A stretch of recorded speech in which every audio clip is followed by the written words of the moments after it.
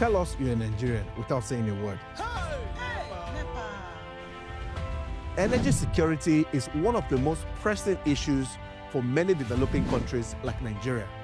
And if there's going to be any meaningful progress, addressing our energy issues is non-negotiable. I need to see light for my house. Make them do something. Band A is expensive. I literally have to turn off all my appliances just to reduce costs. We need light. Introducing the Energy Outlook, your go-to show for everything energy. Every week, we will bring you the latest insights, innovation, and in-depth analysis of Nigeria's energy sector. From policy discussions to regulatory insights, we will analyze the key decisions influencing growth and sustainability in the energy sector. We'll bring you the human stories behind the headlines, giving you a personal perspective on the broader energy challenges. Join me every Friday at 6 p.m. for the Energy Outlook, your guide to the future of energy, where energy means business.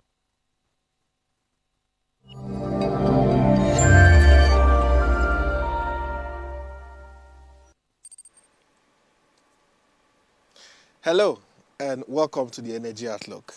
I'm Wisdom Chap Jumbo. It's another fresh week as today we'll be discussing another very important conversation, and this time, trust me, you want to stay glued to your TV.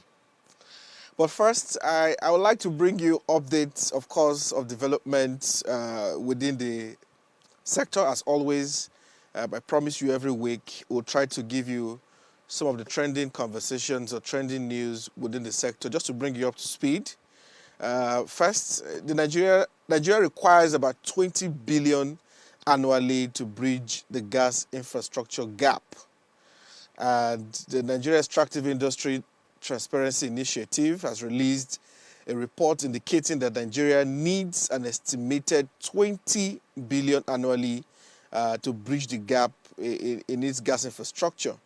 This significant investment will address deficiencies in the gas production and distribution utilization, which are crucial to, of course, the country's economic growth and energy security. And you can see on your screen, Nigeria needs 20 billion annual investment to bridge the gap on gas infrastructure.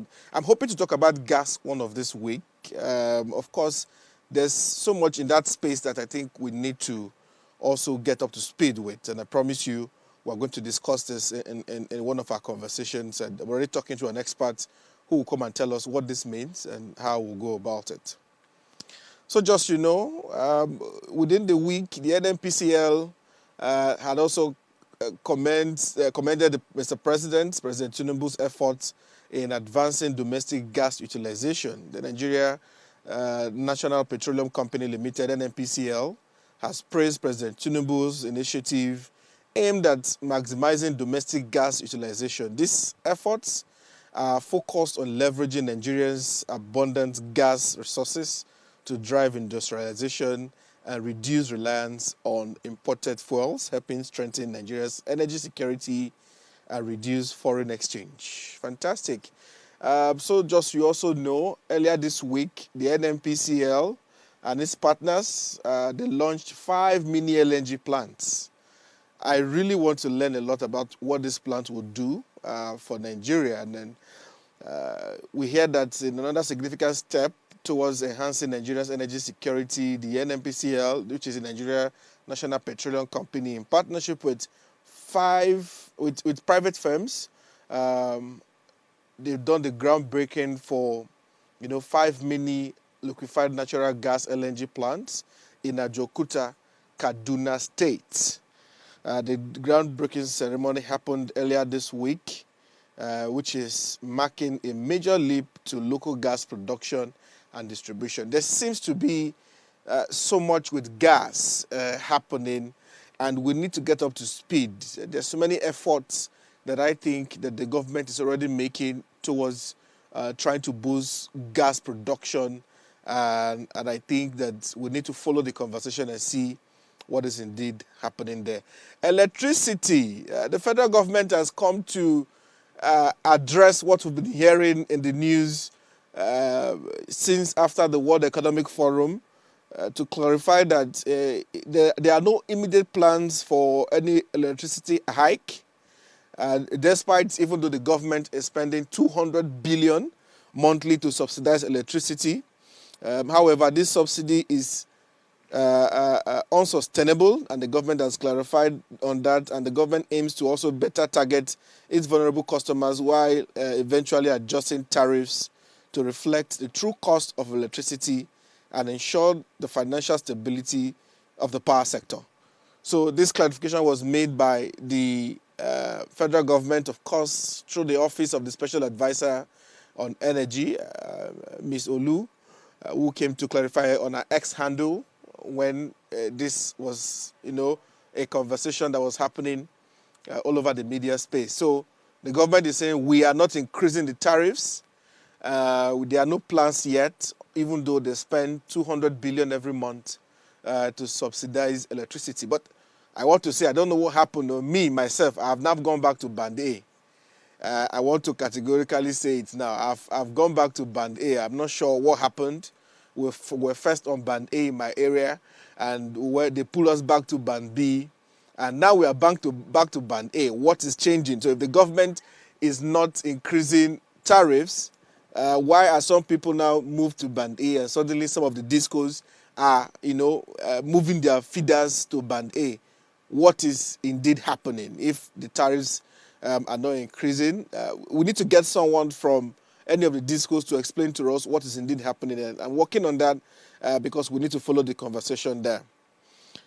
All right, so this next news that hit recently really broke me. We saw on social media, I think on Instagram, a news. We are not sure the location exactly, but we see that a roof has gutted fire because of solar panels, as they say. I'll leave you to listen to it, and then we'll come back in a minute.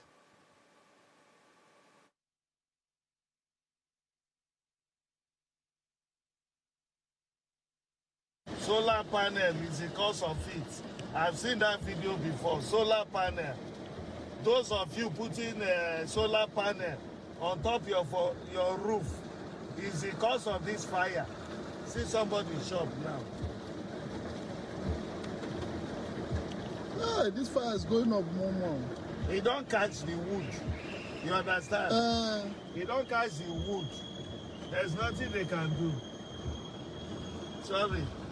They go burn the whole thing, reach the ending. The owners of shops should come in and collect their load. That's the only way. All right, so we saw this report on social media as it was shared on Instagram. It breaks my heart most sincerely to see that this is happening. I mean, it's an unconfirmed report yet, but if indeed what is happening, it takes us backwards in the effort we are trying to make, of course, to close the energy access gap. What is happening? If it's possible in any way that solar panels can, cause this kind of, fire on the roof, what could be the issue? Where's the problem? Because we hear that so many landlords are really averse to the option of having solar panel on the roof at different homes, where people live. And if we really need to close the gap on energy access, 86 million Nigerians don't have access to energy, and we're saying that the option is for us to go solar or embrace renewables. This kind of news doesn't indeed help us. So I'm speaking to the experts now in the space to say, look, we need to come together to know why this kind of thing will happen in the first place, if at all is it. And I've heard it many times, and I've heard people talk about it, but to see this kind of reports, now coming out, it's a no-no. And here on the Energy Outlook is what we want to do to speak to this kind of issues and find solution to it. How can solar panels be causing this kind of fire, in any home, on their roof, or whatever it is? What could be the issue? That's where we really need to address. Maybe there are some technicalities or functionalities, or maybe something was not done right. What is it exactly? We need to get the technical and expert people into a conversation to be able to educate more people more on this. And this is why we have the Energy Outlook. We look at some of these things and we provide solution to it. And I hope that the experts are watching this. I'd like to have you on the show to tell us more what is happening with this and how can we prevent this. But ladies and gentlemen, this is not what the conversation is for today. But we'll go on this short break. And when we come back, we go directly into our conversation for the week. See you soon. To address the disparities in access to power is the use of mini-grids, aimed at decentralizing the country's energy system. By the end of 2023, about 100 mini-grids were installed in Nigeria. They are mini-grids that collect or that receive some power from the distribution network. So here, we are not having isolated mini-grids in case where you don't get any supply from the grid. In this case, you get some supply from the grid and you augment that with the DR installed on site. So we are trying to test this kind of business model and see if they will provide better economic output, both for the distribution company, for the developer, and for the community. We hope that in the long run, communities that get 3 hours, 4 hours, or 5 hours of grid availability can improve that to above 20 or 24 hours daily. These countries are very amenable to efficient and effective solar power. Solar plus battery systems, which is what most of these are. Some of these do have diesel generators as backup power sources for situations where solar is not possible. But in general, solar plus battery done well can provide productive electrification to small towns, to even small cities.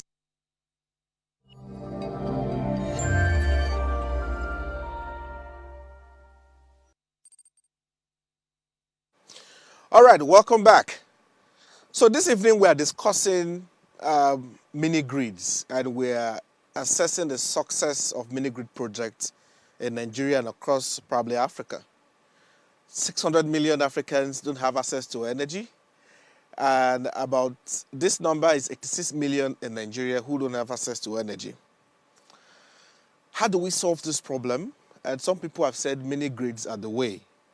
But the IFC, which is the International Finance Corporation, on the sidelines of the Energy Access Summit in Dar es Salaam in Tanzania, signed an agreement with 5 mini-grid companies, of course, to boost or expand mini-grid projects across Nigeria.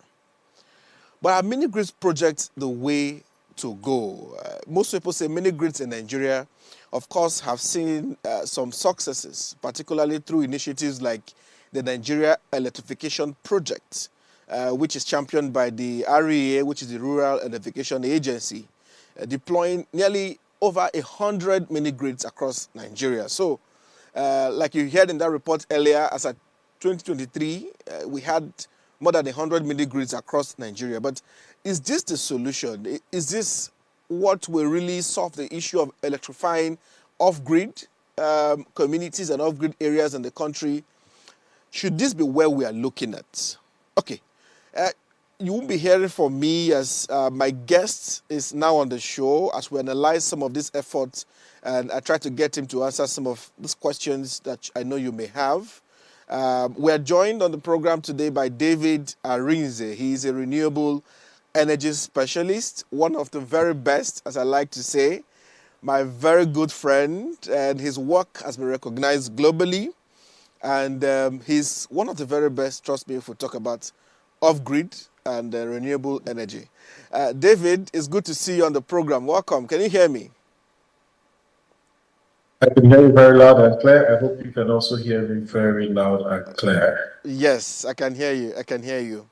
So we'll get right into the conversation. Yes, we'll get right into the conversation, David. And I would like to start first with the report with